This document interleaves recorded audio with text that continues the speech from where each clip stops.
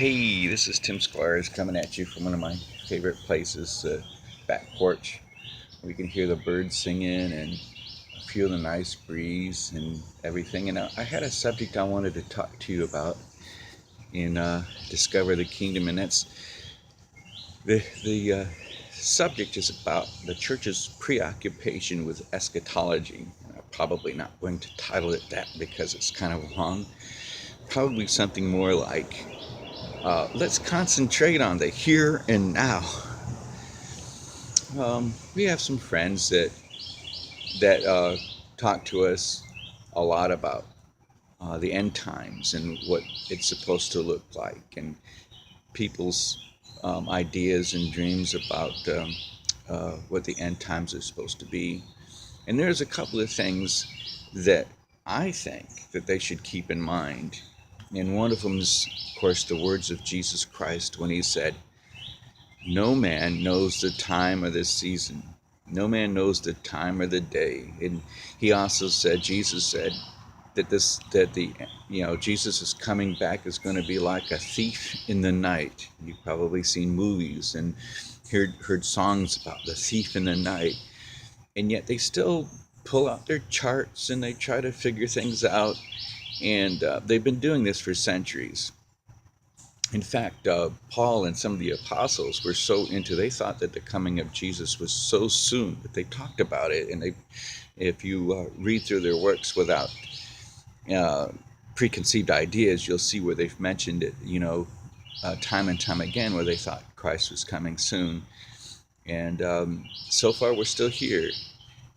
And this is what I think that the danger of being preoccupied with eschatology is, that people are spending so much time on what they think that the end of the world is and the end of time is, that they miss their whole purpose of being here. Why are we here? And so what happens is that you're preoccupied with a couple of verses that Jesus spoke about the end, that they forget all of the other stuff that he talked about, the here and now, the things that Jesus said. This is what I think churches should be preoccupied with. Instead of being preoccupied with their charts and doing this summer series on eschatology and what the end of the world is, they should be preoccupied with a change the way you think. The kingdom of God is at hand. They should be preoccupied with the words of Jesus when he said to pray this way: "Your kingdom come." In his prayer to the Father, "Your kingdom come, your will be done on earth as it is in heaven." That's what they should be preoccupied with. And then Matthew 6:33, where he said, he said to seek first the kingdom of God and his righteousness, and all these things should be added unto you. So they're so preoccupied with what they think is supposed to happen sometime in the hereafter, that they've totally missed the whole thing about why we're here in the first place. Think about this. Here's the Great Commission that Jesus said, to go into all the world and preach the good news to he said to every creature. The word means every people group, every nation, or every people group. The good news is not the good news that we're going to heaven when we die. That's not what that's only part of it.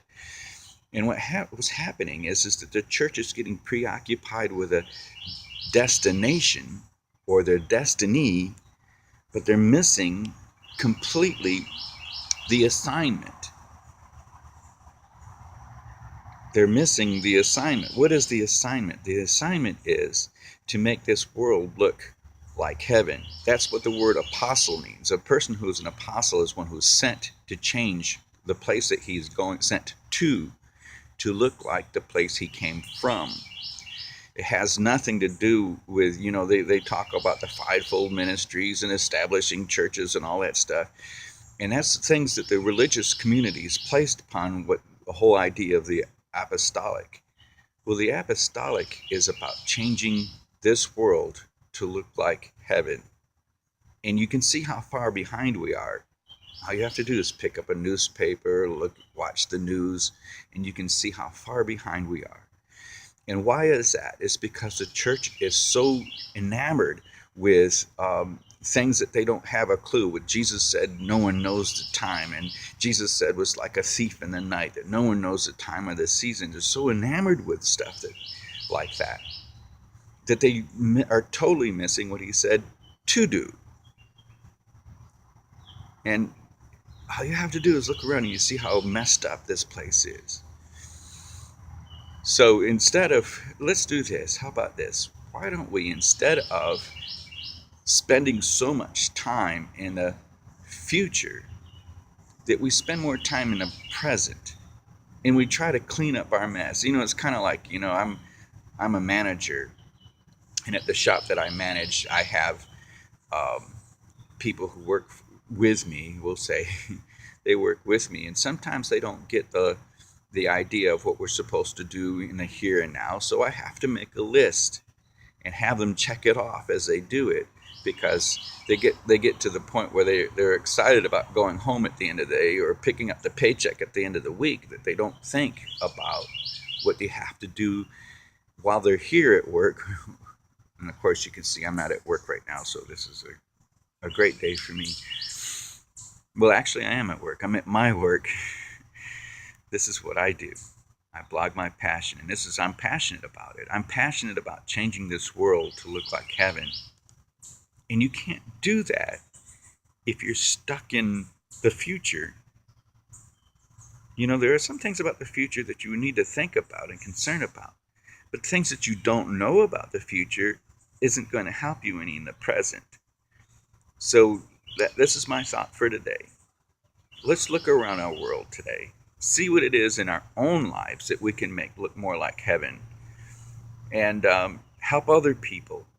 And heaven isn't a place that's full of judgmentalism.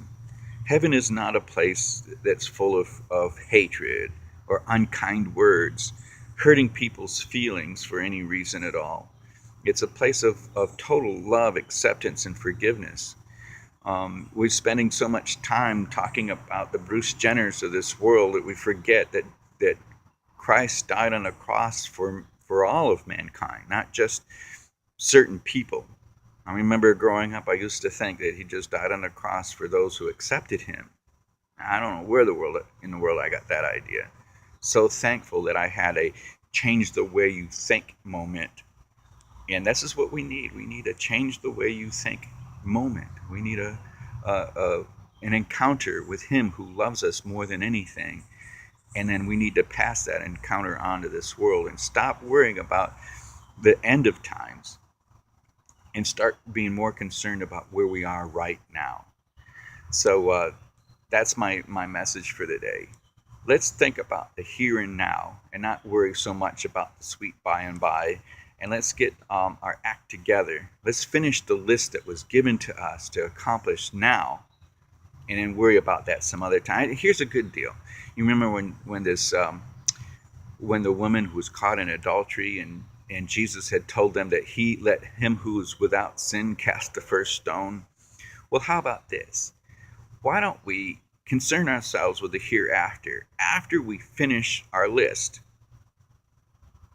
And our list is not finished. And all you have to do is to read, especially the best place to go look for it is a place called the Sermon on the Mount. It's Matthew chapter 5, 6, and 7. Matthew chapters 5, 6, and 7. Until we get that down pat, let's not think about the future. We can think about it, but let's not concern ourselves to the point where we leave our present list undone. Let's get the list done. Let's finish what we're here to do, and then we'll worry about the future later. How about that? Click the links below, join me, comment, and how about if we join me in trying to change this world for the better, huh? How about that? Talk to you later.